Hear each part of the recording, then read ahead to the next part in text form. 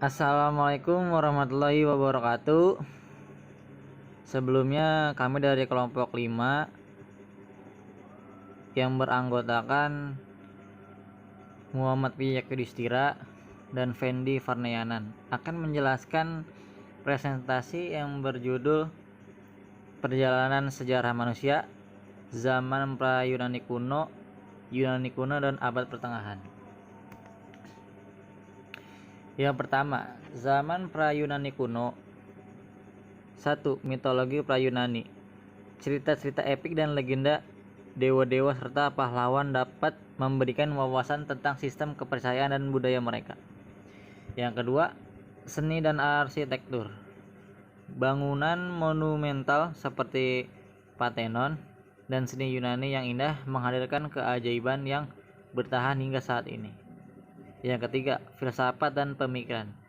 Pemikir-pemikir seperti Socrates, Plato, dan Aristotle memelopori gagasan yang membentuk dasar ilmu pengetahuan dan filsafat modern. 2. Zaman Yunani kuno. Demokrasi. Yunani kuno adalah tempat kelahiran demokrasi, sistem pemerintahan yang memberikan suara kepada rakyat.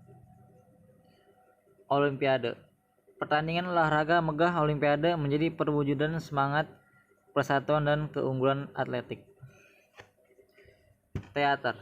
Teater Yunani memiliki peran penting dalam kehidupan budaya dengan karya-karya klasik seperti tragedi dan komedi. Ilmu pengetahuan dan matematika. Yunani kuno juga melahirkan ilmuwan dan matematikawan terkenal seperti Archimedes dan Pythagoras. 3. Zaman Abad Pertengahan. Abad Pertengahan merupakan salah satu periode sejarah terpanjang di Eropa, bersama zaman klasik dan zaman modern. Masa ini dimulai sejak runtuhnya Kekaisaran Romawi Barat pada abad ke-5 Masehi, sampai dengan permulaan penjelajahan dunia pada abad ke-15. Abad Pertengahan juga memiliki konotasi negatif yang dikenal dengan abad ke-8, di mana hal ini merujuk pada stagnansi peradaban Eropa selama ratusan tahun. Perkembangan abad pertengahan dibagi menjadi 3, yaitu awal, puncak, dan akhir. Bangsa Eropa mencatatkan banyak peristiwa penting pada masa ini. Banyak diantaranya merupakan ketidakpuasan yang melahirkan abad pencerahan atau Aufklärung. Selanjutnya akan dilanjutkan oleh Fendi Farneyanan. Baik, selanjutnya saya akan melanjutkan presentasi yang disampaikan oleh teman saya yang bernama Muhammad Wijat. Awal abad pertengahan. Abad pertengahan di Eropa ditandai dengan mundurnya Kekaisaran Romawi yang dapat dilihat dari menurunnya karya sastra yang sebelumnya sangat maju di Eropa. Selain itu terjadi fenomena penurunan jumlah penduduk, kontrabunisasi, invasi, dan perpindahan suku-suku bangsa yang terjadi sejak akhir abad kuno. Perpindahan suku-suku bangsa ini ditandai dengan munculnya kerajaan-kerajaan baru di bekas wilayah Kekaisaran Romawi Barat. Selain itu, di daerah di Afrika Utara dan beberapa wilayah Timur Tengah juga lepas dari kekuasaan Romawi Timur atau Byzantium. Puncak abad pertengahan. Nah, untuk puncak abad pertengahan terjadi pada abad ke-11 hingga abad ke-13. Nah, kita bisa lihat ditandai dengan peningkatan jumlah penduduk di Eropa. Peningkatan jumlah penduduk ini membawa perubahan di bidang sosial, politik, dan ekonomi yang besar dibanding masa sebelumnya. Puncaknya pada masa ini banyak dihasilkan karya intelektual, spiritual, dan seni yang ditandai dengan bangkitnya negara modern di Eropa Barat dan negara kota di Italia. Penemuan karya Aristoteles oleh Thomas Aquinas dan pemikir lainnya membawa filsafat skolastisme berkembang. Filsafat skolastisme adalah sebuah aliran filsafat di abad pertengahan yang menggunakan metode kritis dalam analisis filsafatnya dan didasarkan pada ajaran gereja Katolik Roma. Selain itu, di bidang arsitektur, banyak katedral gotik dibangun dan diselesaikan pada puncak abad pertengahan. Katedral gotik sendiri adalah gaya arsitektur yang digunakan pada abad pertengahan yang berevolusi dari arsitektur Romanisme. Akhir abad pertengahan.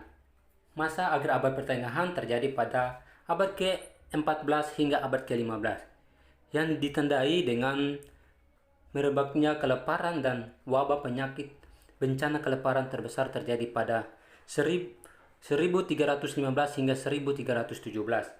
Sedangkan wabah penyakit hitam atau Black Death membuat populasi penduduk Eropa berkurang sekitar setengahnya. Selain kelaparan, penyakit, dan berkurangnya populasi penduduk, terjadi juga ketegangan sosial dan peperangan endemik.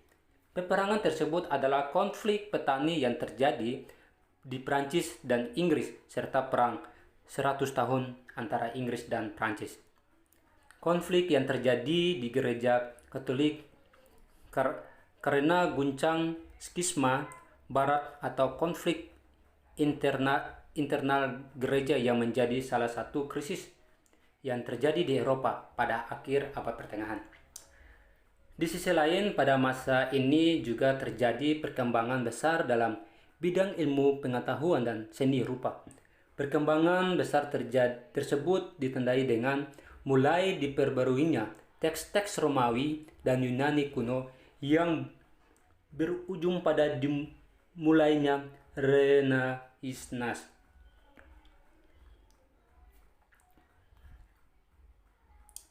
Bukti contoh peninggalan pada zaman abad pertengahan. Kastil dan benteng. Kastil-kastil megah dan benteng-benteng kuat menjadi simbol kekuasaan dan pelindungan di abad pertengahan. Kesatria dan kode kesatria. Kesatria dengan senjata dan baju besi mereka yang perkasa, mengemban nilai-nilai keberanian, kesetiaan, dan keadilan. Katedral gotik. Bangunan katedral megah dengan arsitektur yang mewah dan detail yang rumit mewakili kebesaran dan keagungan agama.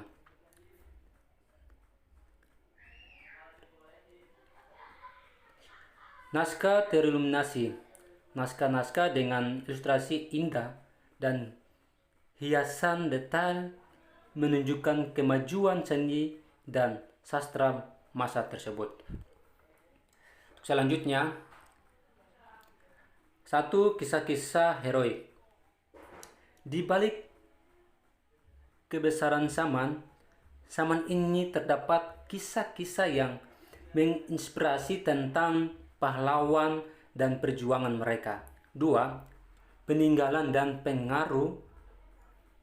Peninggalan dari masa lalu tetap memengaruhi budaya, seni, politik, dan ilmu pengetahuan kita hingga saat ini. 3. Terselipnya kehidupan sehari-hari. Di luar catatan sejarah resmi kehidupan sehari-hari ini, hari-hari ini masyarakat pada zaman-zaman ini memiliki cerita yang tak kalah menarik. Untuk penutup, semoga perjalanan singkat ini telah menginspirasi kita untuk mempelajari dan menghargai pengetahuan sejarah serta pesan dan nilai yang terkandung di dalamnya. Terima kasih. Assalamualaikum warahmatullahi wabarakatuh.